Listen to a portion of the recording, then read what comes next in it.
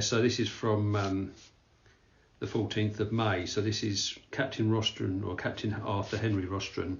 He was born on the 14th of May 1869. So there we are. We have quite an auspicious day today. So at least we can say on the 14th of May, Captain Rostron was born. There's a few others that were born today. But yeah, that's quite interesting, isn't it? So that makes it quite a day, doesn't it, to think that's Captain Rostron's birthday today. And I was thinking when I was doing the, because I do children's talks quite regularly, and first things I sort of start off with, I talk about obviously the heritage. So there's Robert. I think that's around about 1926. So it's a little bit later. He was a bit of an older person there. But also start off with obviously the picture of my nan, who was Ivy. So Ivy Hitchins. So that's Robert's daughter, and that's obviously me. I'm afraid yes, it is in black and white. That shows how old I am. But that's me as a baby, probably about 6 months there, being held by Ivy. So that was quite a nice photo to have, really, because that gives you that connection to the family, doesn't it? That you don't normally. Well, so I didn't know till 2012 anyway. I knew she was my real nan, but I didn't really know who she was apart from this is the only picture I had of my real nan holding me. So it was quite a special picture, really. What I also did last time I did my live chat is went through a few of the things that I take with me into the school. One of them is this little thing, which I quite like. It's basically sort of a lifeboat biscuit. So my wife makes these, or has made these. So it's sort of like a replica lifeboat biscuit. So I'm thinking I'm going to talk her into making a few more of these, because I think people would like these if I sort of put them in display, put it in a bit of a display case or something, and then they can be sent out as something quite nice to keep. I've got one of those that I take with me in a frame to the children. It's just a really nice thing to be able to talk about the lifeboat biscuits that were there for them when they were a bit hungry. I'm not sure, you probably have to dunk them in something to try and get try and make sure that they don't disintegrate. I also had some. What I also be taking is obviously some replica, sort of first class china. See, with me, I would take replica things because I think it's nice for children to be able to actually handle these things. So I also make sure that at the end of it all, everyone gets I don't probably see that one, and I usually normally get them a 1912 penny. So that way, I have these pennies that my son works as an antique dealer, so he can get me pennies. So not necessarily 1912. This one is was this 1898. So I just keep some of these old pennies, English pennies, that I can give to the children. They all get one each at the end of the day, with a fact sheet and things like that. But it's interesting because I managed to get hold of a 1912 cent as well. But I have actually got a 1912 coin for all of the countries that were represented on Titanic, which I'd need to repair a bit because some of the coins, obviously when you stick them on, for some reason they're just falling off. So I need to get that all back to where it was. But that way is a good way of showing who was actually on Titanic, which really is quite nice. I take this as well, which is quite useful, which I did a little while ago, which basically gives you all of the crew, and those are important figures. So we go through and we have obviously the captain, and then we have going right through to the officers, and then you have the lookout over here, General Reginald Lee and Fleet, Bruce Ismay, and then we go right through to the other ones, and then we have all the quartermasters down here. So we keep all the 6 quartermasters there, and then you have the band down here, and obviously then the wireless operators. So I find that's quite a useful thing to sort of show them, so they can actually see who's involved on the ship, and I think that's quite a good thing, because then afterwards they can look at that and actually see people. So I think sometimes you don't really necessarily know who was on board, so that way is a good way of dealing with that. And also I normally take the lifeboat 6 as well, which was made by Britain, which is very useful. The fact that it is lifeboat 6, I've got another one of lifeboat 6 with a few people in it, so that's quite nice, but I don't take that with me. But I had that, and that's quite a good representation too of what people were rescued in. I also take my board, which is generally so that they can see who Robert Hitchens was, Robert Hitchens, quartermaster and helmsman of Titanic, and then just a few pictures, some of lifeboat 6 here, another one of lifeboat 6, and then obviously the picture of me being held by Ivy, that's my mum there. And on the other side, again from around 1926 or 28, I put 28 there, and then obviously some handwriting. I've got the original of that, which is interesting because his handwriting was really sort of quite fancy, really. So a lot more fancy than I actually realised. I've got some more sheets of his handwriting, which is quite amazing to have. And then we went through that, and I had, obviously with children it's good to have something that relates to maybe them, so I often take some books as well that's just sort of gives them about the boy Spedden. In some ways it's quite a sad story, because obviously he survived Titanic, but it wasn't long after that he was actually in a road accident and was killed. Not very long after the Titanic, I think a couple of years, I can't remember now, a couple of years. But he obviously had his polar bear, which I have to admit I couldn't resist. So that way I had this with them, and they can all handle that, and they all love that. So there's that. Next thing I have plenty of these for them all to try on. So we've got the captain's hat, and we also have some Titanic hats too. So they all enjoy putting these on, and I keep this screen. I'll take this screen with me, and that gives them the opportunity to just try on the hats and get the photos. So that's quite enjoyable. So I normally talk for about half an hour or so, 3/4 of an hour, going through all the bits and pieces. So I normally have the desks, about 3 or 4 desks, all set out with all the bits on.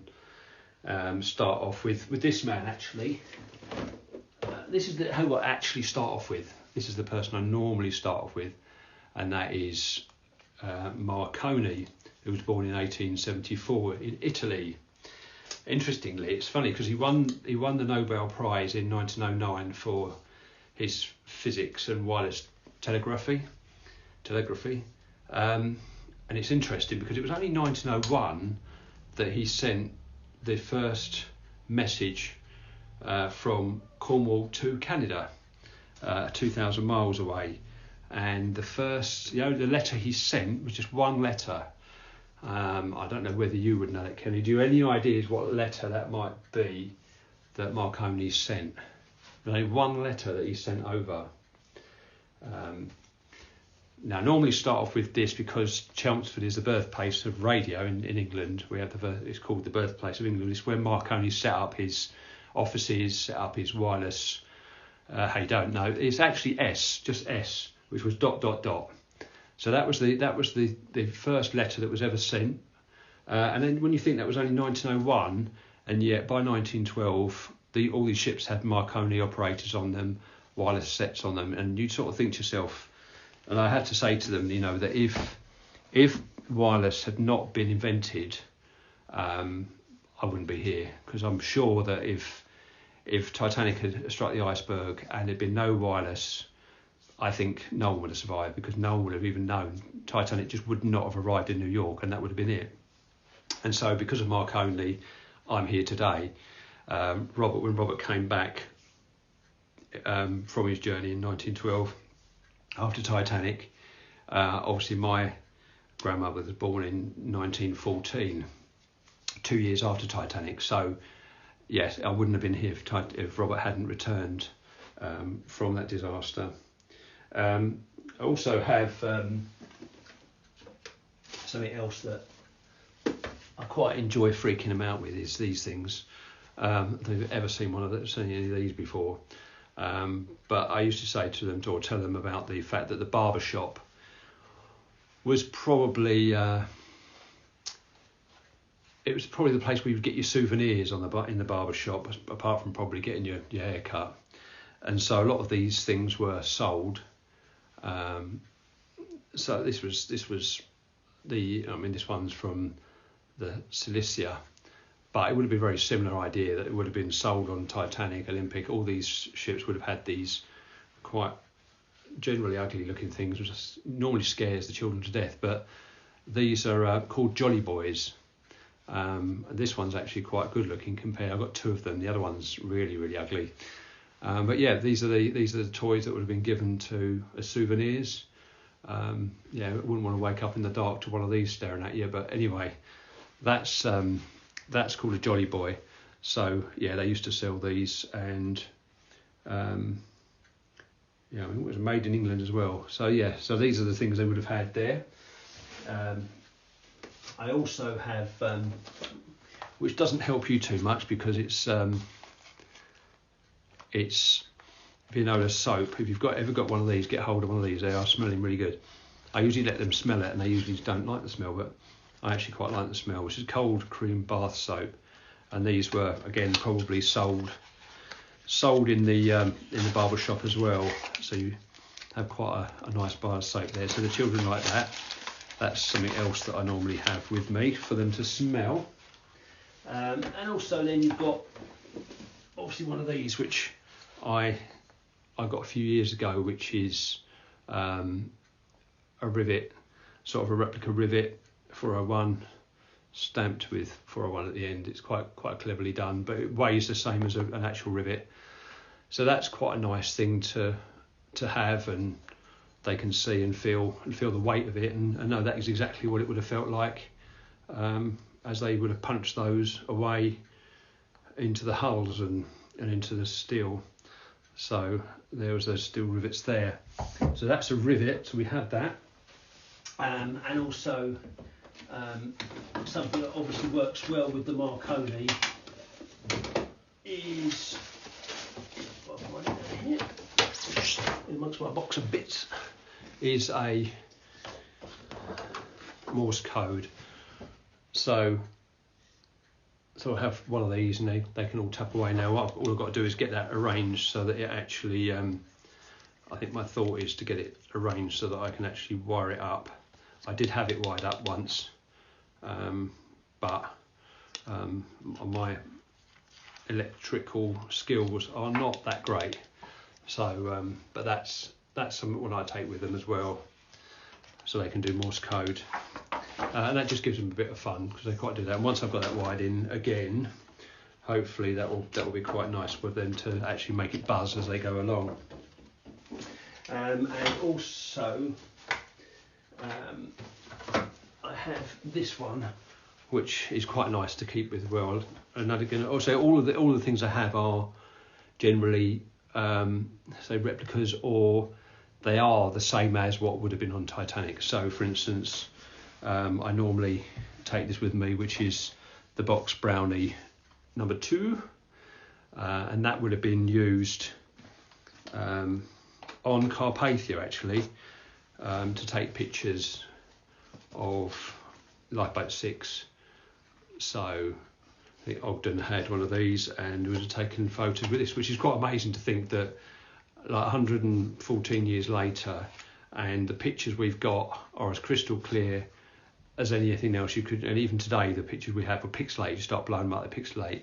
But because they did them on glass slides or glass sheets, it meant that you could blow them up as big as you wanted. It didn't make a difference. You blow the size of a house and it won't deteriorate. So really good to be going back to these, I think. But that's the box brownie, which again you just wind on and then you click it to take the photo. So that one's there. So I take that with me as well, which is a good way of giving them an idea of not everything's down to they're not actually down to sort of I don't know, digital pictures. All pictures are taken with these and are as good as anything you could take today. So for instance, the Lifeboat 6 obviously was taken with that camera, and it would have been the same as that one as well. So it's quite amazing to think that they actually were able to use those cameras for that. And yet today we struggle with our normal cameras, our phones. But I also have one of these as well, which is the Vest Kodak camera, and this one here, if I can get it out, that's it there. So this one here is what Father Brown would have used. This is a similar one to his, same make, same age, and then that would have stood up there, so you could stand your camera there. So that's quite nice, and that's called a vest pocket because it was literally so you could just slip it into your vest pocket. But it's almost got like they call it an autograph, because you can take out this little pin here, and you flip the opening up. If I can get it open, flip the open, and then once your film was in, you could write on here exactly what you wanted to put. So I don't know, Titanic 1912. And then when the film was developed, you would have that almost scratched in as a part of it.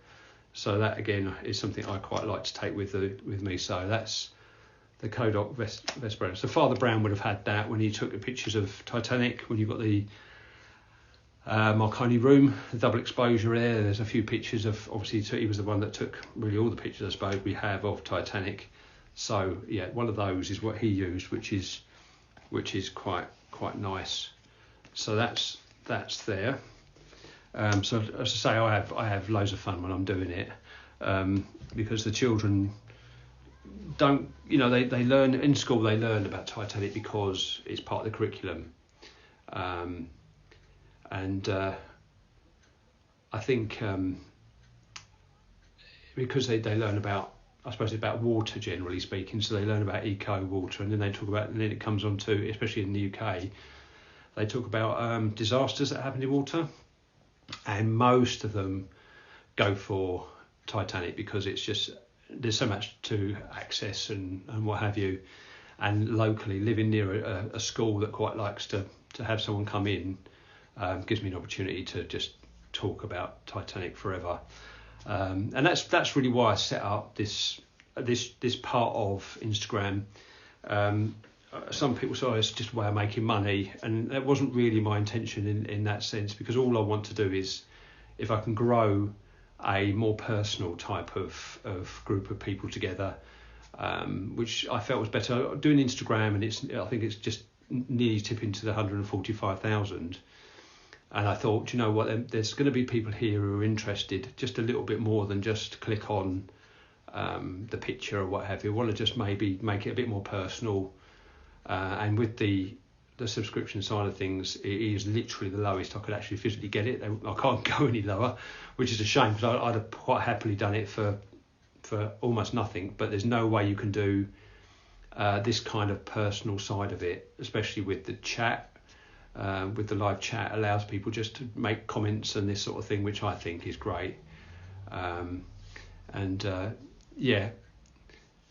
Yeah, that's it. I mean, yeah, for me, I tried to make it so it literally was as bottom as we can go, but gives the opportunity to just chat and come on. And there may be opportunities in the future, like if you know I'm coming on, yeah, get yourself, make sure you've got more clothes on when you come to live, and then we can have a few people come on.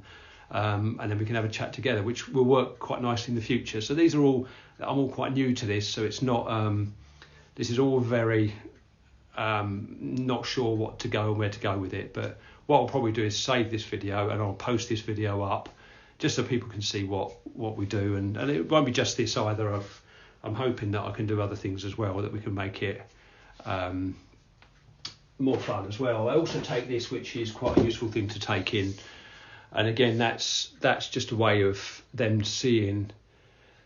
What I try and do is talk about Titanic and how it set sail and all those sort of things, and then come on to the fact that it was found in 1985, and just talk a little bit about that as well. So it's all, as much as I can do it, I try and make it as visual as possible and enjoyable as well. So, for instance, this one. So this was given to me quite a few years ago, and it's numbered.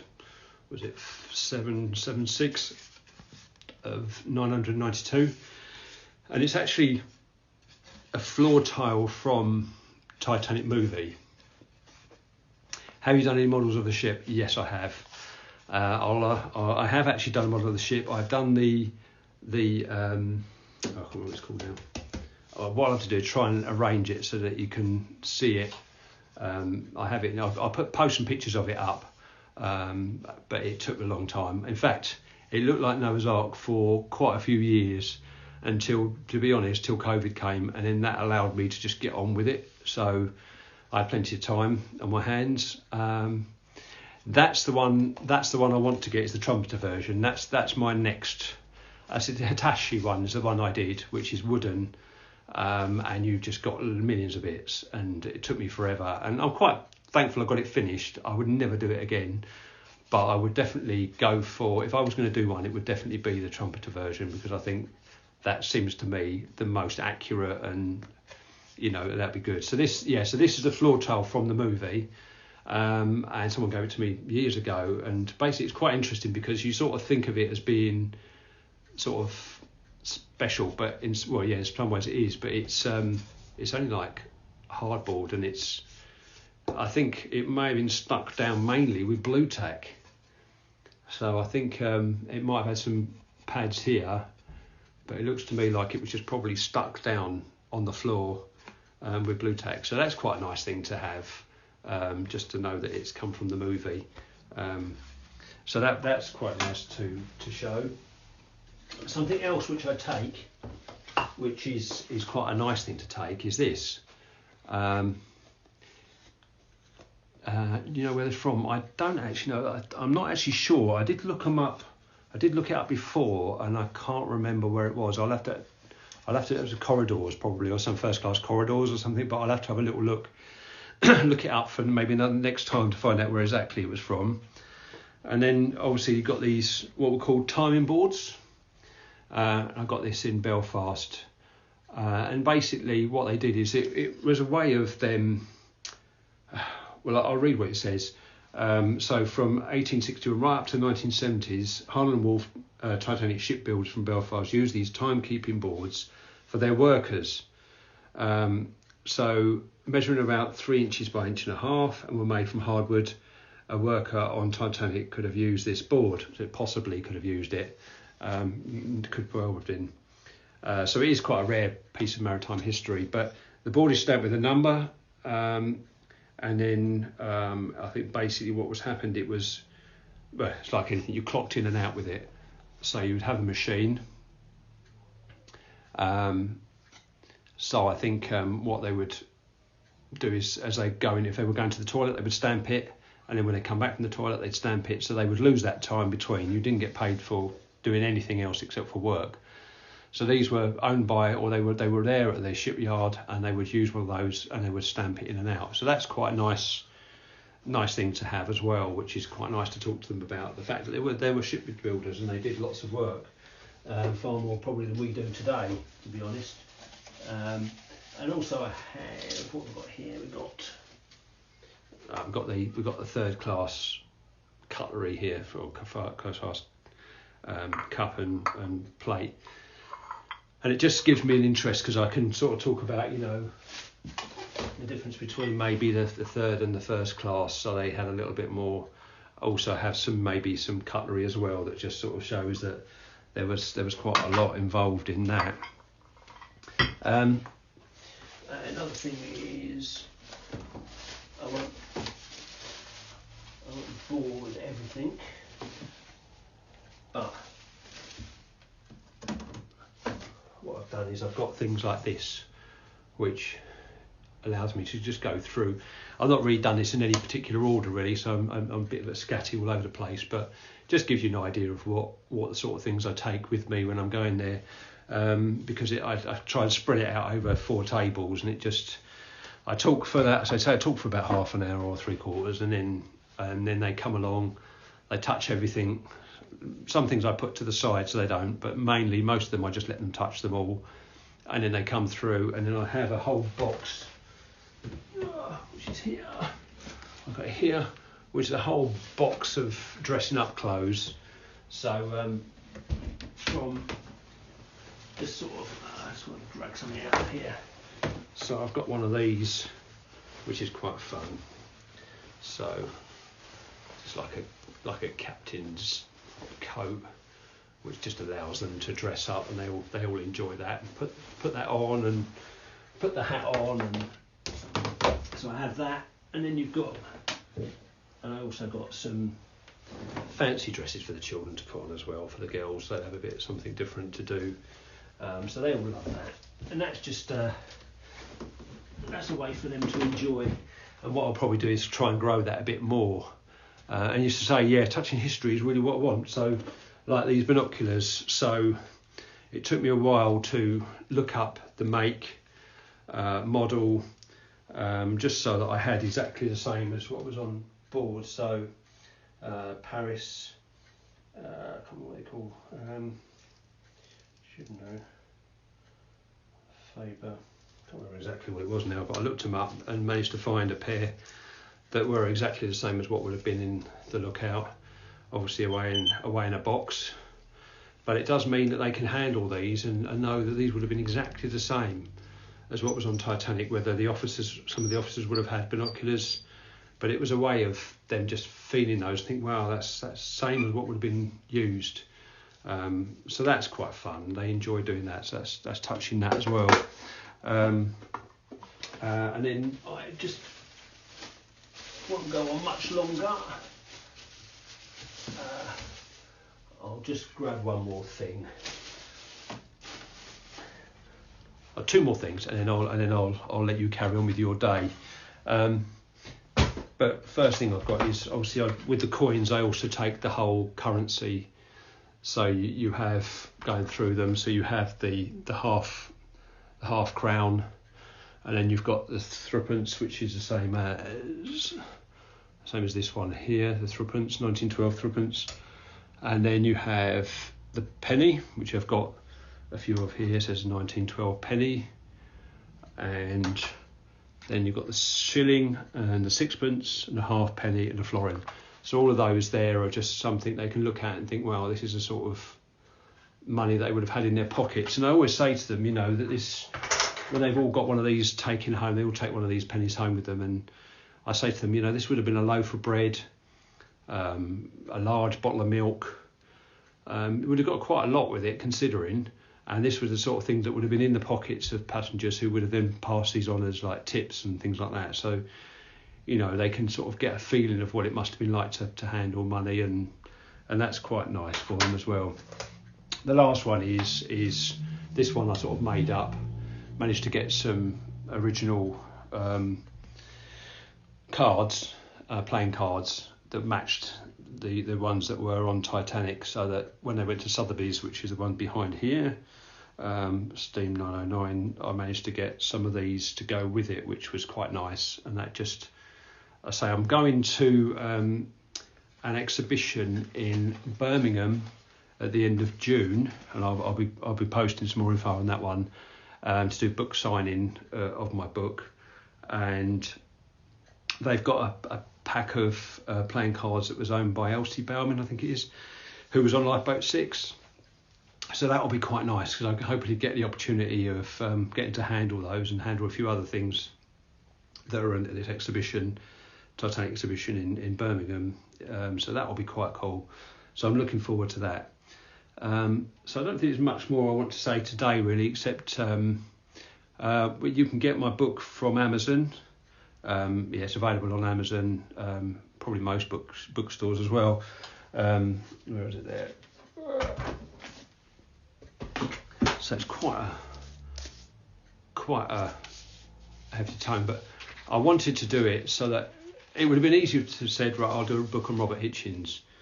But I decided that wasn't what I wanted to do. Sally Nielsen, who's also done a book, did a book on Robert Hitchens, which was one of the first things that I that I actually bought actually to learn about Robert, which was really good.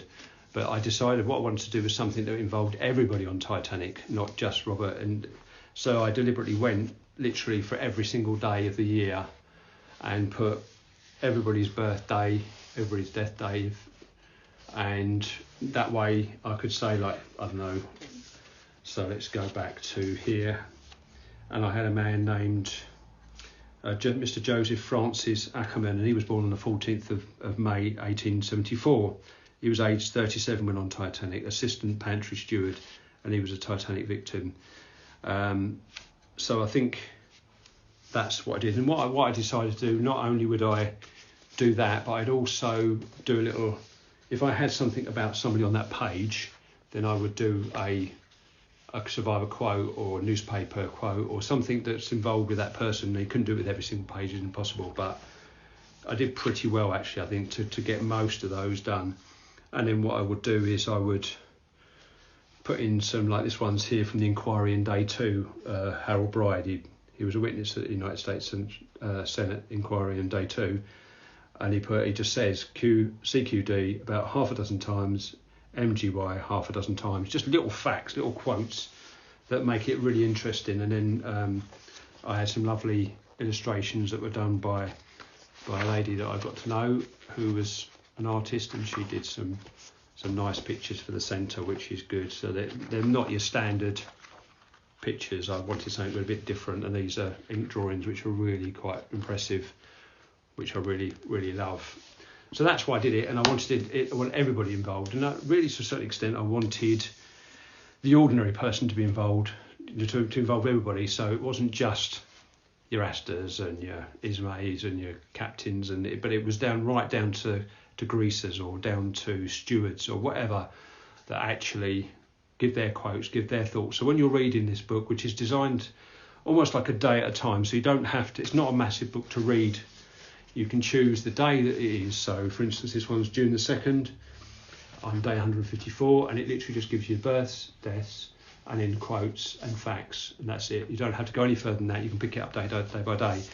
And which was interesting, when I went to Belfast, I actually talked to a whole group of them in upstairs in the exhibition there, and one of them says that he actually uses the book, he keeps it by his bed actually, and gets it out every morning and has a look at it, because he talks to a lot of people in the exhibition, or the experience I should say, that he then uses the book to be able to talk about somebody from that day, so it's all up to date. So he can say, today is whatever day of the year it is, on this day this person was born, this person died, and then you can use the book in that way. So I see it's quite a useful book. It's a great coffee table book that's just there, and you can just pick up one day, or you can plough through it and pick off bits and pieces. So yeah, I'll leave it at that, so I won't bore you anymore. But thank you for coming on, Kenny. I know maybe you were the only one here. What I'll do is I'll share this on the group, so that way anybody that wasn't here gets a chance to be bored as well, and in that way they can look at a few of these things. And what I'll do is hopefully arrange it probably for maybe a Saturday. Well, thanks for that, I appreciate that. So what I'll do is maybe do it on a Saturday, which means maybe there's more chance of people being off. Say for instance, I wouldn't normally be able to do it during the day because I'd be at work anyway, so that wouldn't work. So, but really appreciate you being here, and I'll say goodbye now. But what I'll do is I'll make sure everybody's up to date with the next one, and hopefully we can enjoy another little tour around Titanic bits and pieces and other things as well, a bit of Q&A, and maybe some people might even want to drop in and be live as well. So, but brilliant. We'll keep an eye out for times. Yeah, do that. I'll try not to jump it on too early. Too late. This was quite late in the day, purely because I wasn't sure how my week was going to work. But I wanted to get in and try and make sure that people were welcomed. Because a few people on here now who have subscribed, so I want to make it worth their while being here and enjoying just having a little bit more Titanic than the normal, and also gives me a chance to do a bit more Titanic without letting my wife try too much. So I look forward to speaking to you soon, and thanks a lot for coming, and hopefully we'll have another time together. So look after yourself, and I'll speak to you again soon. Bye bye.